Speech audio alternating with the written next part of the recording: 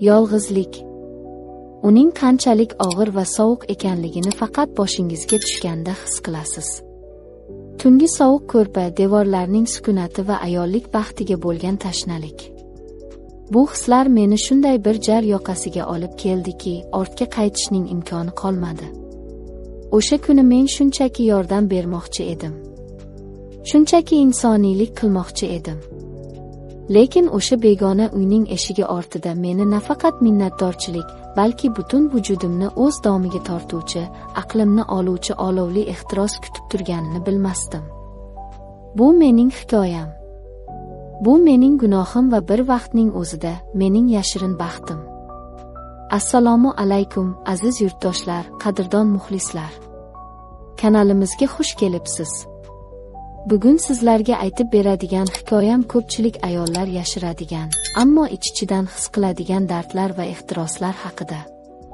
Bu voqea real hayotdan olingan bo'lib, undagi har bir hissiyot, har bir og'riq haqiqiy.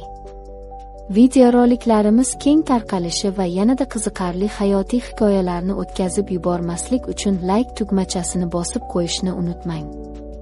Kanalimizda yangi bo'lsangiz, albatta obuna bo'ling va qo'ng'iroqchani bosing. Tayyor bo'lsangiz, qalbimning eng chuqur sirlarini ochaman. Meni ismim Farangiz. 1987 yilda tug'ilganman. Hozir o'tmishga nazar solsam, hayotim xuddi ikki qismga bo'lingandek, erim yonimda bo'lgan baxtli kunlar va u ketgandan keyingi bo'shliq. 2010 yilda turmush qurdik. Oila qurganda sevib, ardoqlanib kelin bo'ldim. Erim bank sohasida ishlardi, o'ziga to'q, madaniyatli, eng muhimi, meni ayol sifatida his qiladigan inson edi. Bizning tunlarimiz ertaklardek o'tardi, bir-birimizga to'ymasdik. 2014 yilda Alloh bizga shirinagina qiz farzand ato etdi. Baxtimiz to'liq edi. Lekin hayot kutilmagan sinovlari bilan keldi. 2015 yil. Bu yil mening hayotimda qora harflar bilan yozildi. Erim ishxonasida muammolarga duch keldi, asabiylashishlar, yetishmovchiliklar boshlandi. Oxiri kattaroq daromad ilinjida Moskvaga ishlashga ketishga qaror qildi. Tez qaytaman, hammasi yaxshi bo'ladi, dedi u aeroportda meni quchoqlab. U ketdi-yu meni yolg'izlik domiga tashlab ketdi. Qizim bilan ikkimiz qoldik. Kunduzlari ro'zg'or, bola tarbiyasi bilan chalg'irdim. Lekin tunlar. O'sha uzun va azobli tunlar. Yoshim endigina 30 ga yaqinlashgan, kuch-quvvatim to'lib toshgan payt. Erkak taftini, erimning quchog'ini sog'inib yashardim. Kunlar oylarga ulandi. Erimdan xabar bor, pul jo'natadi, lekin telefondagi quruq gaplar vujudimdagi olovni o'chira olmasdi. Men ayolman, menga mehr kerak, menga jismoniy yaqinlik kerak edi. Bu ehtiyoj asta-sekin meni qiynay boshladi. Ba'zan dushda o'zimni ovutishga harakat qilardim, lekin bu vaqtinchalik aldov edi xolos. Menga haqiqiy erkak nafasi yetishmasdi. Bir kuni ertalab odatdagidek qizimni bog'chaga olib ketayotgan edim. Havo biroz sovuq, taksi kutib turardim. Yonimizga oppoq, yarqiragan mashina kelib to'xtadi. Oynasi tushdi va ichidan kelishgan, nigohlari o'tkir, yoshi 35lardagi bir erkak qaradi. Singlim, qayerga borasiz? Olib borib qo'yaman, baribir yo'lim shu tomonga, dedi u samimiy jilmayib.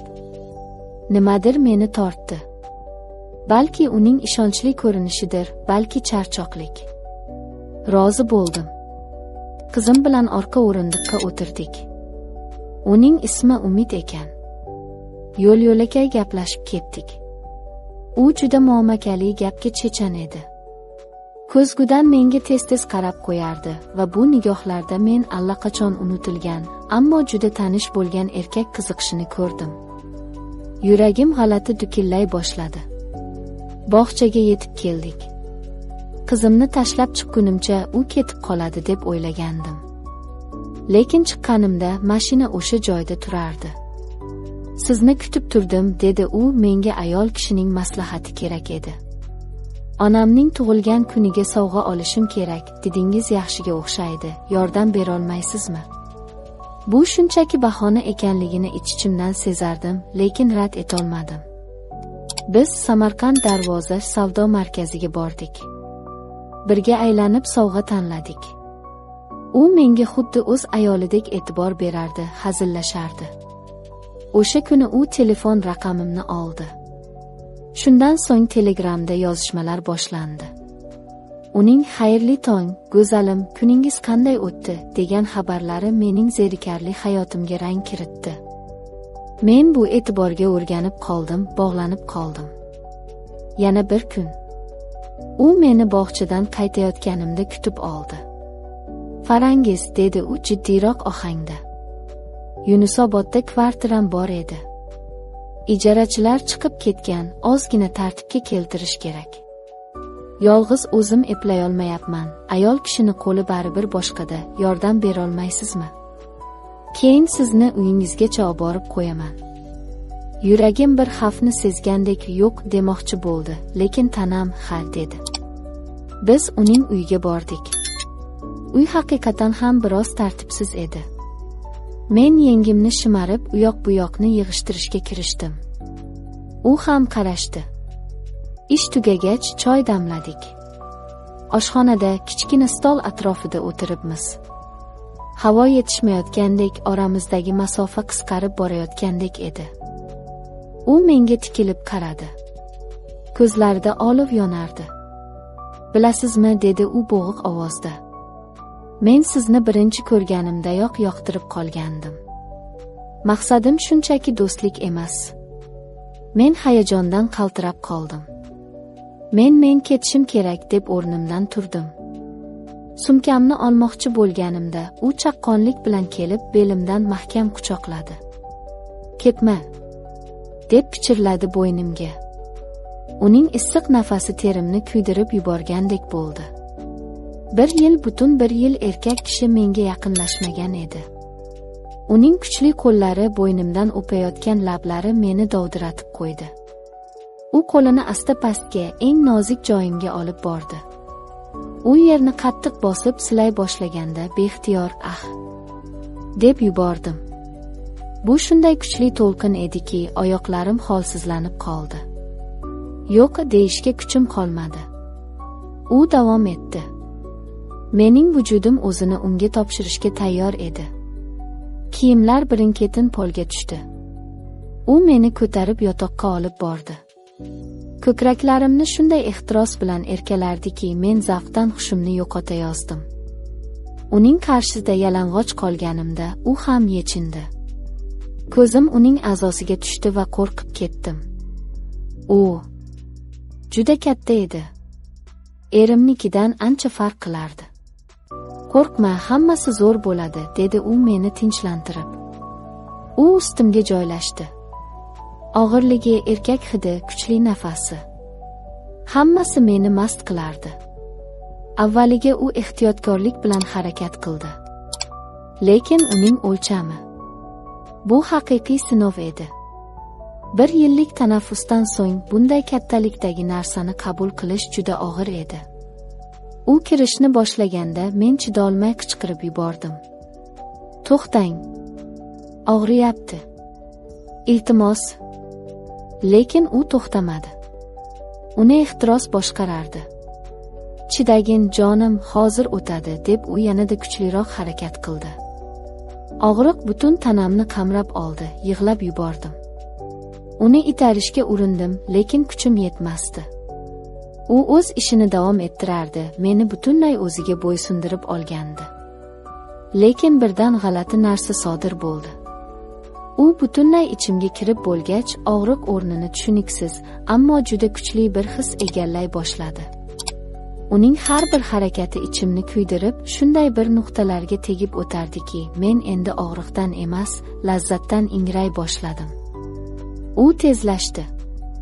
Men uning quchog'ida kichkina bo'lib qolgandek edim. Bu vahshiy, ammo shirin azob edi. Oxiri u qattiq siltanib, butun borligini ichimga to'kdi. O'sha issiqlik go'yo mening barcha dardlarimga malham bo'lgandek tuyuldi. Biz holsiz yiqildik. Men o'rnimdan turolmasdim.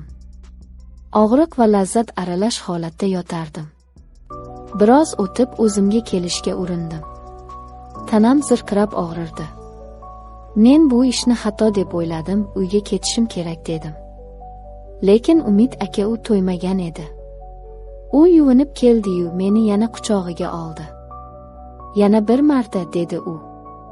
Men rad etmoqchi bo'ldim, og'riyapti, tegmang deb yig'ladim. Lekin u meni erkalab o'z usullari bilan yana tayyorladi. Bu safar ham og'riq bo'ldi, lekin tanam unga o'rgana boshladi.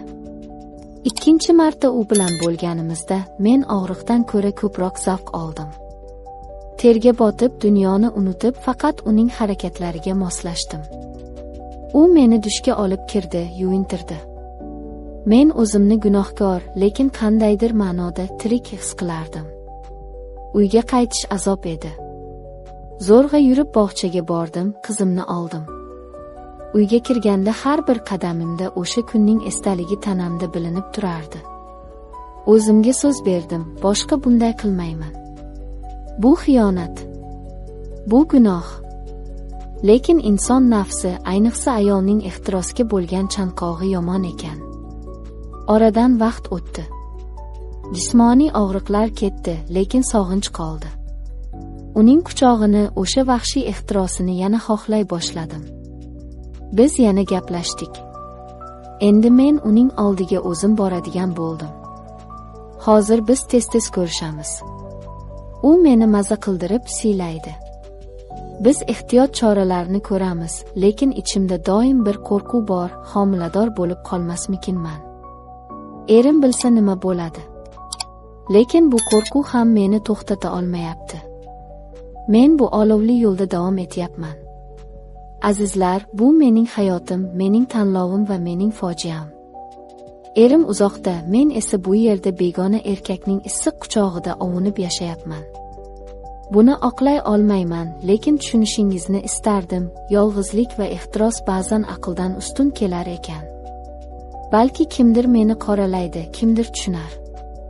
Lekin bir narsani unutmang, ayol kishi gulga o'xshaydi. Unga e'tibor va mehr suvi vaqtida berilmasa, u boshqa bog'lardan nam izlay boshlaydi. Hikoyam sizga yoqqan bo'lsa yoki sizda ham shunday fikrlar bo'lsa, izohlarda yozib qoldiring. Bu hayotda hamma narsa bo'lishi mumkin. E'tiboringiz uchun rahmat. Keyingi videolarda ko'rishguncha